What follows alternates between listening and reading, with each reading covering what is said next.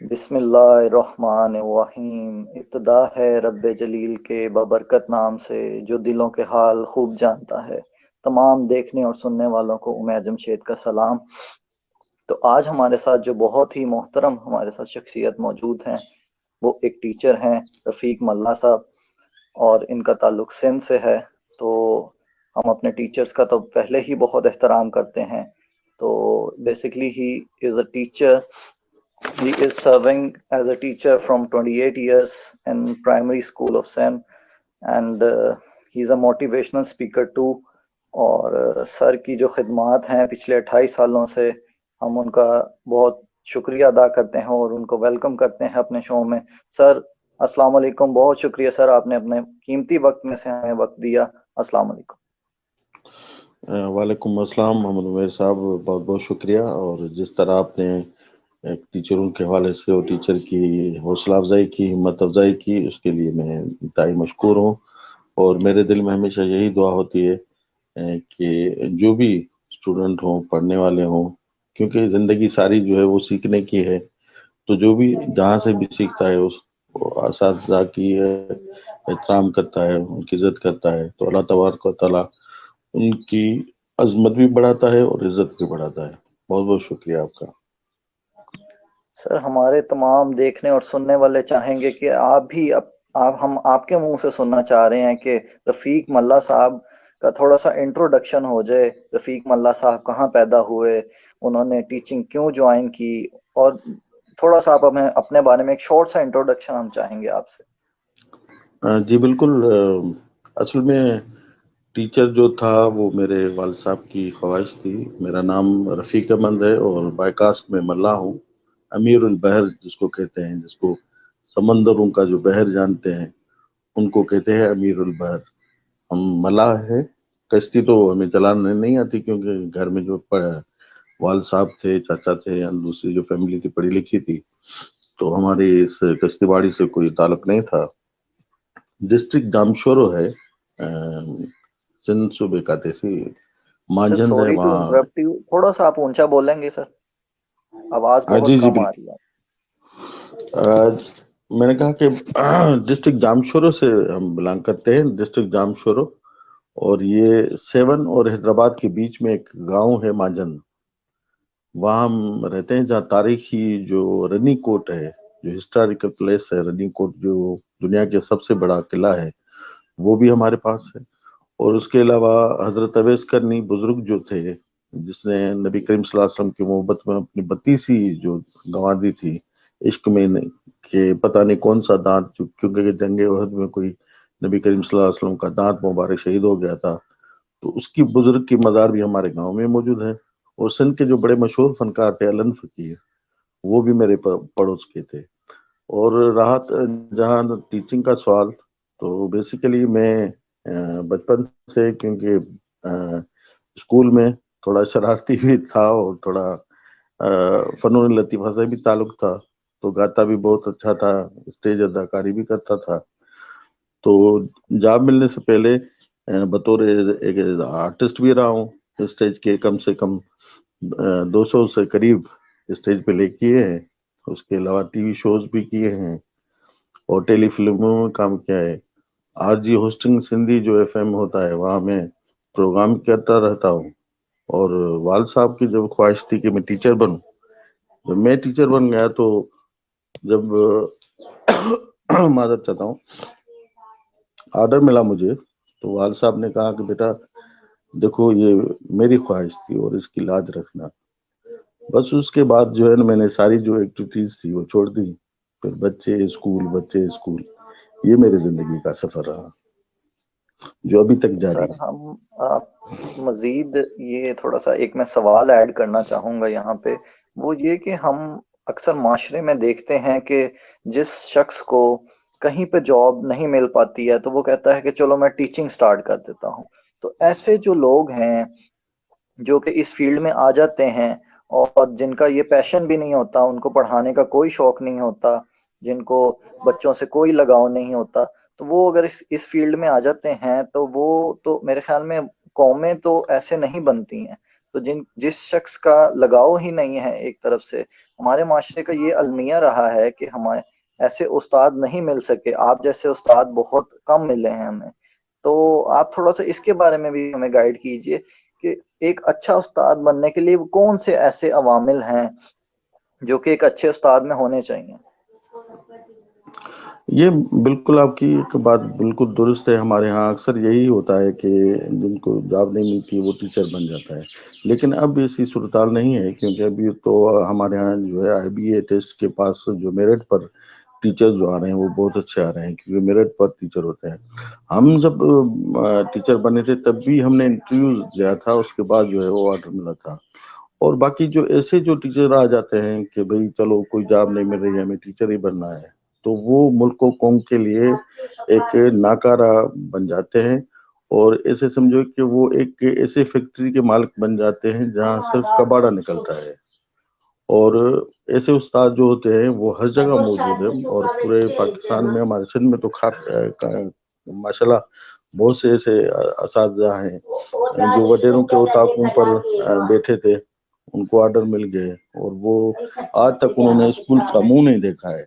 تو اس سے بڑا بالکل نقصان ہوتا ہے، اور بالکل ایسا نہیں کہ ایک اچھے جو ٹیچر جو ہے، اس میں میری جو اپنی رائے ہے تو وہ مکمل اداکار ہونا چاہیے.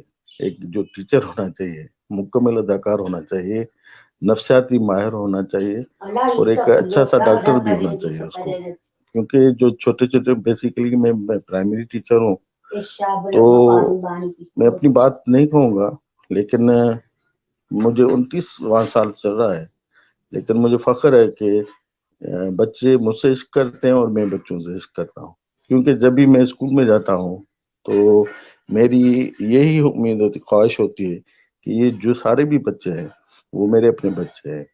اور جب ایک جو ٹیچر ہے اس کے ذہن میں، خیال میں یہ بات آ جاتی ہے کہ یہ سارے بچے میرے ہیں، میرے اپنے ہیں، تو وہ پڑھائے گا بھی ان کو، ہر چیز وہ سکھائے گا جو اس کے ذہن میں، علم میں ہوگی، وہ یقیناً سمجھائے گا.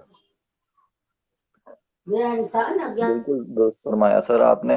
سر اب یہاں پہ آپ ایک مزید سوال آپ سے میں کرنا چاہوں گا سر، وہ یہ ہے کہ سر ہمارا جو ایجوکیشن سسٹم ہے وہ ہم دیکھتے آ رہے ہیں کہ وہی ایجوکیشن سسٹم ہے، وہی کتابیں ہیں جو کہ آج سے ہم کہہ سکتے ہیں کہ 30 سال پہلے، 40 سال پہلے وہی ایجوکیشن سسٹم وہی چلتا آ رہا ہے، اور اس کے اندر کوئی ریفارمز نہیں کی جا رہی ہیں اس طرح سے. اور ہم دیکھتے ہیں کہ جو یورپین سٹینڈرڈز ہیں ہم ان کو فالو کیوں نہیں کرتے ہیں کہ ہم اپنے بچوں کو بچپن سے ہی ان سٹینڈرڈز کے اوپر لے جائیں جو یورپین سٹینڈرڈز ہیں، تاکہ جب وہ بچہ کل کو تیار ہوگا تو اس کو جب اس کی گرومنگ ایسی کی جائے، اس کے ساتھ معاملات اسکول میں ایسے رکھے جائیں کہ اس کو اپنا جو فیوچر ڈیسائیڈ کرنا ہے وہ بچپن سے ہی ڈیسائیڈ کر لے کہ میں کس سائڈ پہ جانا چاہتا ہوں. اور ایجوکیشن ریفارمز کے حوالے سے آپ کا کیا کہنا ہے؟ اس کے اوپر آپ تھوڑا ہمیں گائیڈ کیجیے. یہ تو زبردست، آپ کا زبردست کوشچن ہے میرے حوالے سے، اور میں اس پر بہت غور کرتا ہوں. اسی پر میری جب آفیشلی کب میٹنگ ہوتی ہے تو میں وہاں جب بات کرتا ہوں تو اور کوئی کچھ نہیں ہوتا ہے، میری تنخواہ بند ہو جاتی ہے. کیونکہ یہاں سسٹم جو ہمارا بنا ہوا ہے وہ بڑا بگڑا ہوا بنا ہوا ہے. 1954 سے آج تک وہی پالیسی بنی ہوئی ہے کہ جو نصاب ہمارا ہے، یعنی اس پر بھی ہمارے حکمران جو ہیں یا جو نصاب بناتے ہیں وہ اس پر بھی نہ ابھی ہم آگے نہیں کر سکے ہیں کہ نصاب کو مربوط بنایا جائے یا ایسے ہی بنایا جائے. نصاب کو جو سرگرمی ہوتی ہے یا ایسا ہی نصاب ہونا چاہیے. تو یہ صورتحال ہے ہمارے ہاں. اور آپ کو میں یہ بھی بتاتا چلوں کہ ہمارے صورتحال جو اکثر سرکاری اسکول میں ہے وہاں پینے کا پانی بھی نہیں ہوتا ہے. ہم تو یہ تو ہر بچے کی خواہش ہوتی ہے، یہ تو میرے دل کی ہر وقت خواہش ہوتی ہے. مجھے بچے جب میں پوچھتا ہوں، میرے پاس لیپ ٹاپ ہے، ان کو لے کر جاتا ہوں، جب ان کو کلاسز دکھاتا ہوں تو وہ بچے مجھ سے سوال کرتے ہیں کہ سر ایسے کلاس کب بنیں گے، ہمارے ایسے کب بنیں گے. کیا ہے کہ ہم نے ایسے نااہل حکمرانوں کو منتخب کر دیا ہے جن کو صرف اپنا پیٹ بھرنے کے لیے. میں آپ کو کیا بتاؤں، میں خود جب میں پڑھا تھا تو وہ پڑھتا تھا. ہمارے سندھی میں ایک سبق تھا، لیسن تھا کہ سابو کو ہار پہناؤ، اور سابو نے الاڈن کو ہار پہنائے. اور وہ ابھی بھی وہ ہم پڑھا رہے ہیں بچوں کو. یہ نہیں، کوئی تبدیلی جو ہے نصاب میں کوئی تبدیلی نہیں ہے. اور مزے کی بات آپ کو یہ بتانا چلوں کہ 29 سال میں ایک جو سرکاری ٹریننگ ہوتی ہے ٹیچروں کی، وہ بھی نہیں ہوتی ہے. 39 سالوں میں ہماری جو پی ٹی سی ہوتی ہے، یہ پرائمری ٹیچرز جو کورس ہوتا ہے، وہ صرف ہم نے ایک کیا ہے، باقی کوئی اور ہماری تربیت جو ہے آج تک، یعنی ریٹائر ہونے تک آ گئے ہیں، تو کہ ٹریننگ تربیت نہیں ہوتی ہے. تو بہت، حالانکہ ورلڈ بینک کا بڑا زبردست پیسہ ہوتا ہے ایجوکیشن اور صحت پر اگر خرچ کیا جائے. آپ کو یہ بھی بتاتا چلوں کہ ہمارے ہاں اسپیسیفک بجٹ ہوتی ہے جو 3500 روپیہ فی بچے کی ہوتی ہے، کے لیے ہوتی ہے، کہ ان کو بنیادی سہولیات بچے کو دیے جائیں. لیکن صورت یہ ہے کہ بیٹھنے کے لیے ان کے جو بینچیں ہوتے ہیں، ڈیسک کے ہوتی ہیں، وہ نہیں ہے. میں جس اسکول میں 11 سال سے پڑھا رہا ہوں، 2 کمرے ہیں، 3 ٹیچر ہیں، اور ان 3 ٹیچروں میں 6 جماعتیں ہم پڑھاتے ہیں. میرے پاس تیسری، چوتھی اور 5ویں کلاس ہے. اب آپ سوچیں کہ 28 سبجیکٹ تو میں نہیں پڑھا سکتا نا. میں کمپیوٹر تھوڑی ہوں جو 28 سبجیکٹ پڑھاؤں گا. اگر ایک کلاس کو میں پڑھاتا ہوں تو دوسرے کسی حرکت میں لگے رہتے ہیں، یا گروپ ورک کرتا ہوں تو پھر بھی اب جو ہے نا ڈسٹربنس ہوتی رہتی ہے. تو یہ حکمرانوں کی ہوتی ہے پالیسی، پتہ نہیں کیا ہے. اور جو ہمارا عوام ہے وہ تو ایسے ہی لا کر بیٹھا ہے. ان کو یہی پتہ نہیں ہے کہ جو بچے ہمارے یہاں، ہمارے سرکاری اسکولوں میں داخلہ آپ کو پتہ ہے کیسے ہوتی ہے؟ اس طرح ہوتی ہے کہ ایک بچہ چھوٹا اپنے بھائی کے ساتھ آیا اور دوسرے بچے کو لے کر آتا ہے، پھر کہتا ہے کہ صحیح اس کو داخلہ کرو. نہ اس کا والد صاحب آتا ہے، نہ اس کا بڑا بھائی آتا ہے. وہ بچہ اسکول میں اس کو داخل کرتا ہے. اگر اس کا نام جو ہے عبد الغفار ہے تو ہم پوچھیں گے اس کا نام کیا ہے؟ وہ کہتے ہیں اس کا نام گفو ہے. بھائی گفو تو کوئی نام نہیں ہے. بھائی اور کوئی نام نہیں، اس کا نام لاڈلا ہے. سائنس کا نام سرویچ ہے. چلو ہم نے تو لکھ لیا. اب تب تک اس والدین کو خبر نہیں ہوتی ہے، جب اس کا NIC کارڈ بنتا ہے پھر جا کے وہ لاٹھی لے کر ہمارے اسکول میں آتا ہے اور کہتا ہے آپ نے تو میرے بیٹے کا ستیاناش کر دیا، اس کا عبد الغفار نام ہے، آپ نے غفور لکھ لیا. تو اسی طرح کا جو سماج ہے، جس معاشرے میں ہم رہ رہے ہیں، وہاں لا تعلقی اتنی ہے کہ کیا بتائیں. اب ایک تو ہم اللہ کو حاضر ناظر جان کر پڑھاتے ہیں، کیونکہ ہم سمجھتے ہیں. میں خاص طور پر میری یہ ہوتی ہے کہ ہمارے سندھی میں سائیں بولتے ہیں ٹیچر کو. یعنی میں بائی کاسٹ تو ملا ہوں، لیکن ہمیں سائیں بولتے ہیں. یعنی کوئی بھی اس طرح ہے کہ ماسٹر صاحب، یہ نہیں، سائیں بولتے ہیں. یہ بڑی عزت ہے. ان بچوں کی وجہ سے ہمیں لوگ جو ہے نا وہ سائیں کا رتبہ دیتے ہیں. تو بڑی خوشی ہوتی ہے. انہی بچوں کی وجہ سے رزق حلال کھاتے ہیں. تو یہ صورتحال ہے. اسی وجہ سے جو ہے نا ہمارے جو سسٹم ہے وہ سارا بگڑا ہوا ہے. اس وجہ سے نصاب جو ہے وہ بھی وہی ترتیب دیے ہوئے. اب آپ کو ایک میں اور دلچسپ واقعہ بتاتا ہوں. آپ سوچیں گے کہ سر آپ تو انقلابی ٹیچر بن گئے. کیا ہوا کہ میں نے اپنے بچوں کو، اسکول کے بچوں کو، حیدرآباد ہمارے بالکل قریب پڑتا ہے، کلاس کے سارے بچوں کو لے کر پریس کلب پر جا کے بیٹھا. پریس کلب پر جا کے بیٹھا اور وہاں احتجاج کیا کہ بھئی ہمارے بچوں کو بھی بنیادی سہولیات دی جائیں، ان کو بھی کمپیوٹر لیب دی جائے، ان کو بھی ایسے انسٹرومنٹ دیے جائیں جو پرائیویٹ اسکول میں موجود ہوتے ہیں. حالانکہ پرائیویٹ اسکول کے جو بچے ہوتے ہیں وہ ان کو جو میڈل ملتا ہے بچے کو، وہ بھی ان کے والدین کا پیسہ ہوتا ہے جس پر اس کو میڈل ملتا ہے. اور آپ کو حیرت ہوگی کہ پرائیویٹ اسکول کا ہر بچہ پہلی پوزیشن پر آتا ہے. یہ ہماری بدقسمتی ہوتی ہے. اور ہمارے جو والدین ہوتے ہیں وہ کہتے ہیں دیکھو بھائی ہمارا بیٹا جو ہے نا فرسٹ پوزیشن آیا ہے. تو یہ صورتحال ہے. تب کیا ہوا کہ میں جیسے ہی پریس کلب پر بیٹھا تو ایک پولیس کا افسر تھا، وہ گاڑی آ کر ہمارے جو ہے نا بالکل سامنے روکی اور اٹھانے کے لیے کہ تھوڑا دھمکائیں گے تو یہ چلا جائے گا. اس نے جیسے ہی ہمیں دھمکایا تو میں نے ان سے سوال کیا میں نے کہا پتا ہے اب میں کیوں بیٹھا ہوں یہاں؟ تو پوچھنے لگا کیوں بیٹھے ہو؟ میں نے کہا کہ میں آپ کے بچوں کی وجہ سے بیٹھا ہوں. تو حیران پڑ گیا. اس نے کیسے؟ میں نے کہا دیکھو آپ کے بچے کہاں پڑھتے ہیں؟ انہوں نے کہا پرائیویٹ اسکول میں. میں نے کہا کتنی فیس آپ دیتے ہیں؟ اس نے کہا کہ 75,000 میرا جو ہے ماہانہ خرچہ ہوتا ہے بچوں کو فیس پر. میں نے کہا یہ جو میرے پاس بچے بیٹھے ہیں یہ غریبوں کے بچے ہیں، سرکاری اسکول میں پڑھتے ہیں. اگر آپ جیسے 10 والدین سرکاری اسکولوں میں اپنے بچوں کو داخلہ کرا دیں اور 5,000 صرف ماہانہ ان کی سپورٹ کے لیے دیں کہ اسکول میں کیا ضرورت ہے وہ آپ کو دیتے ہیں، اب بتائیں کتنے پیسے بنیں گے؟ تو اس نے کہا کہ یہ تو 50,000 بن گئے. میں نے کہا کہ سرکاری اسکول میں 50,000 آپ دیں گے اور 10 بڑے آفیسر ڈیلی وزٹ کریں گے، کون ٹیچر ہوگا جو نہیں پڑھائے گا؟ کون آپ کو رزلٹ نہیں دے گا؟ تو وہ بڑا حیران ہو گیا. اس نے بچوں کو اور مجھے سلوٹ کیا اور اس کے بعد جو ہے وہ بچوں کے لیے مٹھائی بھی لے کر آیا، پانی بھی لے کر آیا، سب کچھ لے کر آیا. سر میں یہاں پہ یہ کہنا چاہوں گا آپ سے کہ سر یہ جو آپ ڈیجیٹلی جو موو ہونا ہے نا سر، یہ ایک بہت طاقتور ٹول ہے. تو میں آپ سے یہی کہوں گا کہ آپ ڈیجیٹلی جب موو ہو گئے ہیں نا، جو احتجاج ہم ریکارڈ کروا سکتے ہیں نا ڈیجیٹلی، وہ پریس کلب جا کے وہ طاقت نہیں دے سکتا. تو جو حکمرانوں تک جو آواز پہنچانے کا جو نیا طریقہ کار اب رائج ہے نا ہمارے ملک میں، وہ ہے ڈیجیٹلی. اور سر دوسری بات ہے کہ اس حوالے سے میرے تمام جو دیکھنے اور سننے والے ہیں، میں ان سے یہی کہوں گا کہ اس چیز کے اوپر ہم میں آپ کے ساتھ بالکل کھڑا ہوں اس فورم کے اوپر. آپ کو جو بھی اس چیز کے حوالے سے ہم ایک فورم بنا دیتے ہیں کہ اس حوالے سے اگر کوئی سرکاری اسکولوں کے حوالے سے جن جن لوگوں کو اور جو ٹیچرز کے ساتھ جو تعاون کرنا چاہیں اسٹوڈنٹس کے حوالے سے، تو وہ میرے خیال میں ایک ہفتے میں ایک میٹنگ ضرور ہونی چاہیے آپ جیسے ٹیچرز کے ساتھ، ان تمام لوگوں کی.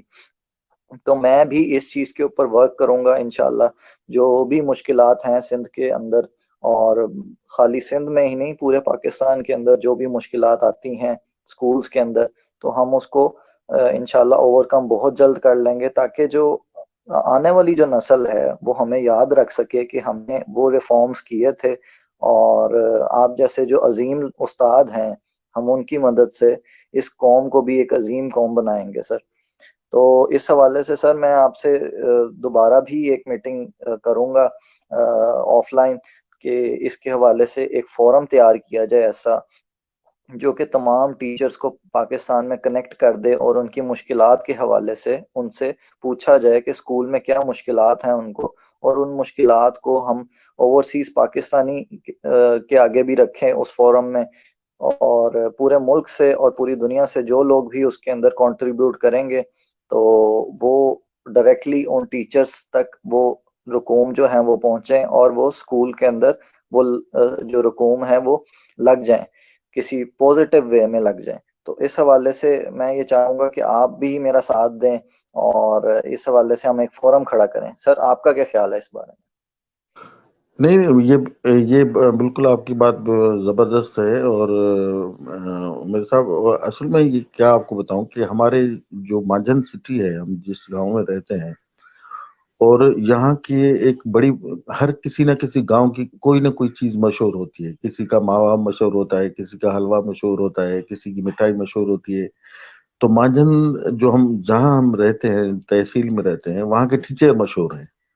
اور آپ کو حیرت ہوگی کہ ہماری پوری تحصیل میں کوئی بھی پرائیویٹ اسکول نہیں ہے، پوری تحصیل میں.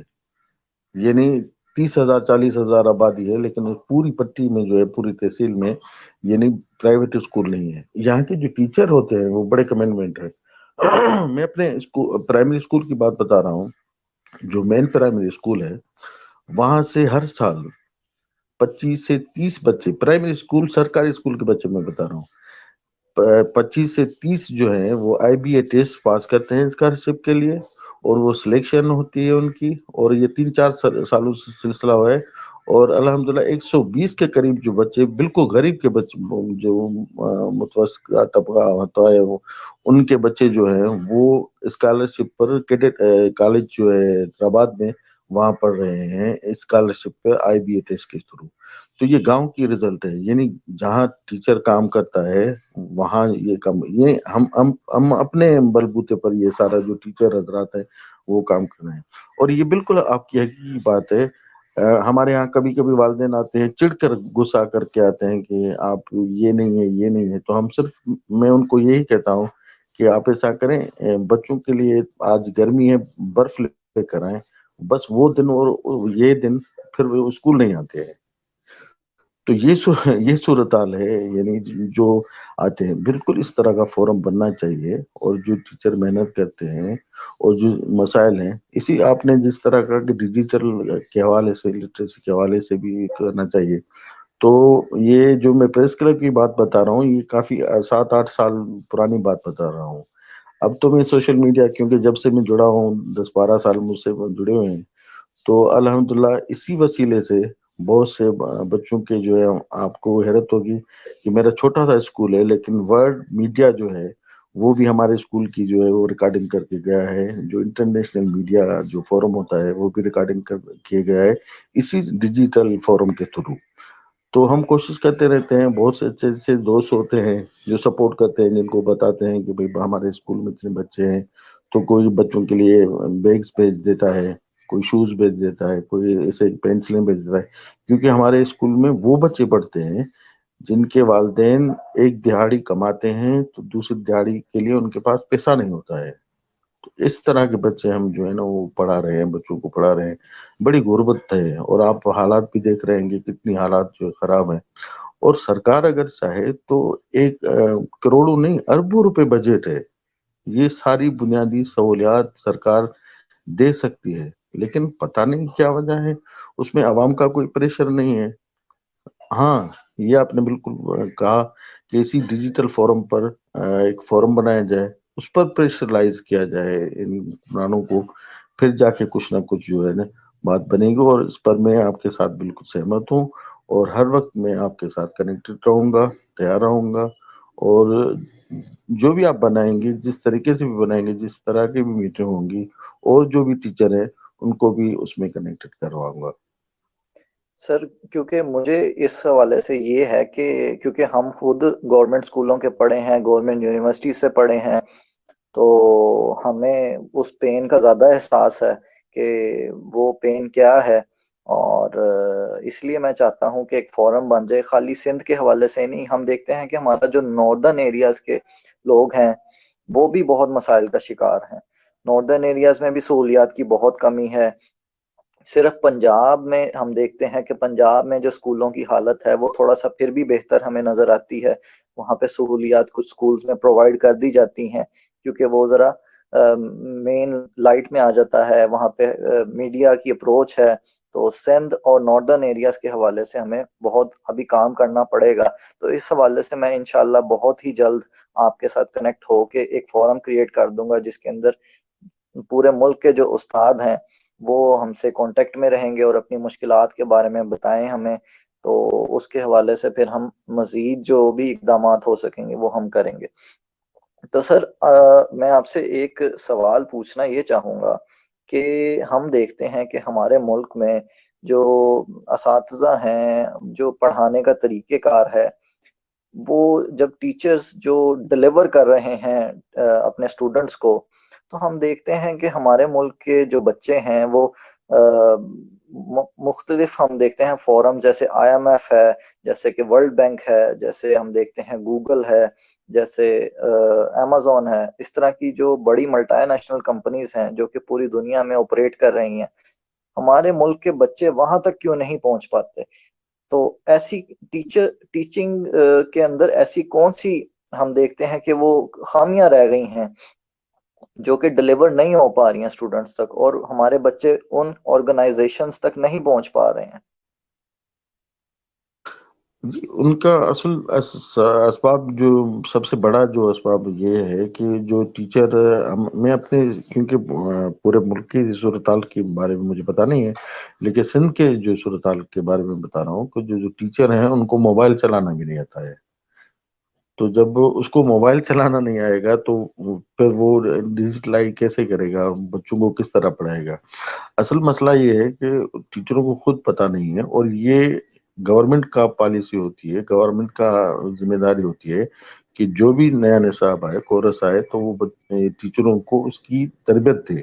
یہ میں نے پہلے ہی آپ سے ذکر کر دیا کہ کیا کہ ٹیچروں کو کوئی تربیت نہیں ہے. آن لائن تو ابھی بھی کووڈ کی وجہ سے آن لائن تو کلاسز ان کا کہ شروع کر دیں آپ، لیکن مسئلہ یہ ہوا کہ ان کا سسٹم ہی نہیں چلا. ان کو پتہ ہی نہیں چلا تھا کہ آن لائن پڑھانا کیسے ہے. اچھا وہ بچے جو ہے نا وہ اس طرح وہ بس حاضری لگا کر اور کیمرہ کو آف کر دیتے تھے اور خود گیم کھیلتے تھے اور حاضری لگا کر بند ہو جاتے. یہ جو ہے آن لائن چل رہی تھی. اور اسی سلسلے میں میں نے یہ چھوٹی سی کوشش کی کہ اپنے بچوں کا ایک گروپ بنایا واٹس ایپ پر ان کووڈ کے دوران. تو ان سے میں تقریباً روزانہ میری میٹنگز ہوتی تھی. تو یہ کیا ہے کہ روسو جو تھا بڑا تعلیمی ماہر تھا. روسو کا آپ نے نام سنا ہوگا. اس نے کہا کہ بچے کو وہ بات سمجھ آئے گی جو بچہ کرنا چاہے. میری یہ ہیبٹ ہوتی ہے، میں تقریباً جب سے میں اسکول پڑھانے شروع کیا ہے کہ جو بھی لیسن ہوتا ہے اس کی باقاعدگی سے میں پہلے تیاری کرتا ہوں.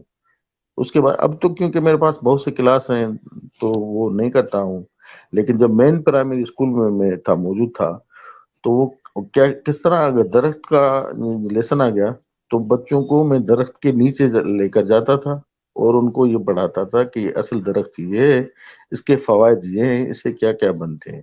اگر کوئی فیکٹری کا جو سبق ہوتا تھا تو چھوٹی سی گاؤں میں فیکٹری ہوتی تھی، وہاں لے کر جاتا تھا، ان کو یہ سبق پڑھاتا تھا کہ یہ اصل ہے. پہاڑوں کا سلسلہ آتا تھا تو ہمارے نزدیکیوں کے جابلو پٹی ہے تو وہاں ان کو لے کر جاتا تھا. تو اس طرح کیا ہوا کہ جب میں نے یہ ٹیچ کرانا شروع کی تو جو دوسرے ٹیچر تھے انہوں نے ایک دفعہ کیا ہے کہ ایک بچوں کو ٹور پر لے کر ایسے ہی یعنی لیسن کی تیاری کے لیے یعنی ہم نصابی سرگرمی کے طور پر، ایک نصابی سے ہوتی ہے کہ ہم نصابی سرگرمی کے طور پر وہاں لے کر گیا تو پیچھے سے انہوں نے کہہ دیا کہ بھئی گاڑی کا جو رفیق سر گئے تھے بچوں کو لے کر ان کا ایکسیڈنٹ ہو گیا ہے. تو سارے شہر میں کوہرام مچا ہوا تھا اور ہم کیونکہ پہاڑی علاقے میں گئے تھے وہاں نہ نیٹ ورک تھا نہ کچھ تھا. جب تک رابطہ ہوئے پولیس کی گاڑیاں تھی جو ہمیں تلاش کر رہی تھی کہ پتہ نہیں بچے کہاں چلے گئے. پھر جب ہم واپس رینج میں آئے، موبائل زون کے اندر کے آئے تو پھر جب انہوں نے کہا کہ بھئی آپ رفیق صاحب آپ ہیں، بچے آپ کے ساتھ ہیں؟ میں نے کہا جی ہاں ہمارے ساتھ ہیں. بھائی وہ کیا کرو جلدی چلو، آپ کے گاؤں میں بڑا جو ہے نا وہ پریشان ہے. ادھر جب ہم گاؤں میں پہنچے تو سارا شہر اکٹھا ہوا تھا، بچوں کو گلے لگا رہا تھا. ہمیں یار ہم نے سنا کہ ایکسیڈنٹ ہو گیا ہے. تو اس طرح بھی جو ہوتے ہیں، جو ٹیچر ایکٹو ہوتے ہیں نا، اس کے پیچھے بھی یہ موقعات جو ہے نا وہ اکثر ہوتے رہتے ہیں. تو میں نے یہی بتایا کہ بچوں کو وہی بات سمجھ آئے گی جو پریکٹیکلی ان کو آپ کرائیں گے، وہ زیادہ تر بات آگے. اسی لیے جو تارے زمین پر میں بچوں کو موویز بھی دکھاتا ہوں، حالانکہ ان پر اعتراض بھی کرتے ہیں کبھی کبھی ٹیچر، لیکن وہ کہتا ہے چلو. اچھا اس طرح جو بھی پڑھاتا ہے بچوں کو تو ان کو کہتے ہیں یہ پاگل ہے، اور مجھے کہتے ہیں کہ یہ پاگل ٹیچر ہے. تو میں کہتا ٹھیک ہے پاگل ہی صحیح، لیکن الحمدللہ کا شکر ہے کہ جو بچے پڑھ کے گئے وہ آج ہمارے ساتھ ٹیچر ہیں، بڑے بڑے عہدوں پر ہیں.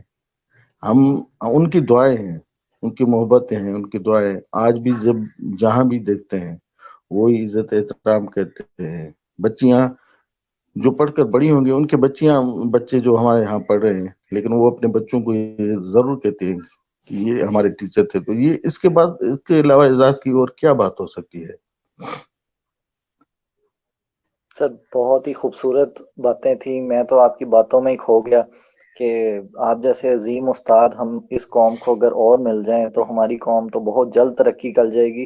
اور دوسری بات یہ کہ آپ نے جو پریکٹیکل کے حوالے سے بات کی سر، واقعی یہ بات بہت ضروری ہے کہ ہمارے جو کلاس رومز ہیں ان کے اندر پروجیکٹرز کی ضرورت ہے، لیبس کی ضرورت ہے، اور بچوں کو پریکٹیکلی جو چیزیں دکھانی چاہیے جو کہ ان کے ذہن کے اوپر اثر کریں، اس طرح کے موٹیویشنل لیکچرز ہونے چاہیے ہر ماہ بچوں کے ادھر، تاکہ بچوں کے اندر جو ایک موٹیویشن، ایک ڈیڈیکیشن ہے وہ ڈیولپ ہو، اور اس طرح سے بچے اپنی زندگی میں آگے بڑھ سکیں۔ تو سر آخر میں آپ یوتھ کے حوالے سے کیا میسج دینا چاہیں گے یوتھ کو، کہ وہ کون سے ایسے کام ہیں جو کہ آپ سجیسٹ کریں گے اپنی یوتھ کو کہ وہ یوتھ جو ہے وہ کام کرے اور ترقی کی منزلوں کو طے کر لے؟ میں ایک مثال پیش کروں گا نوجوانوں کے لیے اور جو بھی دوست جڑے ہوئے ان کے لیے۔ محمد علی جوہر اور شوکت علی جوہر پاکستان کے بڑے نامور شخصیات تھے جن کا ہمارے پاکستان بنانے میں ان کا بڑا کردار تھا۔ شوکت علی جوہر کے بارے میں کہتے ہیں کہ 1830 میں کی بات ہے کہ وہ برٹش کاؤنسل کے ممبر تھے، اور جب اذان ہوتی تھی تو انگریزوں کے سامنے مصلی بچھا کر نماز پڑھتے تھے۔ یعنی یہ 1838 کی میں بات آپ کو بتا رہا ہوں۔ تو اشفاق احمد صاحب نے ایک لکھا ہے، اشفاق احمد پاکستان کی بڑی شخصیات ہے، ناول نگار ہے، جس کا زاویہ جو لکھا ہوا ہے، اگر آپ کو موقع ملے تو وہ ضرور پڑھ لیں زاویہ۔ تو اس میں لکھا ہے کہ یہ محمد علی جوہر کا جذبہ تھا، جنون تھا، لگن تھی، محبت تھی اپنے دیش سے، اپنے انسانیت سے، اپنے مذہب سے۔ اسی وجہ سے وہ برٹش کاؤنسل انگریزوں کے سامنے بھی مصلی بچھا کر نماز پڑھتا تھا۔ اگر انسان میں جذبہ ہونا چاہیے، انسان میں جذبہ ہوگا، کچھ کرنے کی قوت ہوگی اور ارادہ نیک ہوگا۔ اور یہ بھی نوجوانوں کو میں پیغام تو نہیں ہے لیکن یہ کیونکہ پیغام جو ہوتے ہیں وہ بڑے لوگ دیتے ہیں، ہم تو ٹیچر ہیں سمجھانے کے لیے، یہی سمجھانا چاہتا ہوں ان دوستوں کو کہ ہر زندگی میں جو بھی کام کریں تو ایک وقت میں ایک کام کریں، دو کام نہ کریں۔ اگر آپ ایک وقت میں دو کام اپنے ہاتھ میں لیں گے تو جو ایک نہ ایک ہوگا نہ دوسرا ہوگا۔ ایک ہی کام کریں اور اس پر یعنی آپ کا جذبہ ہونا چاہیے۔ نیرا نور کا ایک، جب بھی میرا مائنڈ کبھی اداس ہوتا ہے تو میں دو جو اشعار ہیں، میرے چچا جو تھے وہ ہمارے گاؤں میں جھولا ہوتا تھا، اس میں بیٹھا رہتا تھا اور وہ سنتا تھا اور روتا تھا۔ تو میں نے چاچا سے پوچھا تھا یہ میرا پیغام ہے، اس لیے میں تھوڑا آگے کر رہا ہوں۔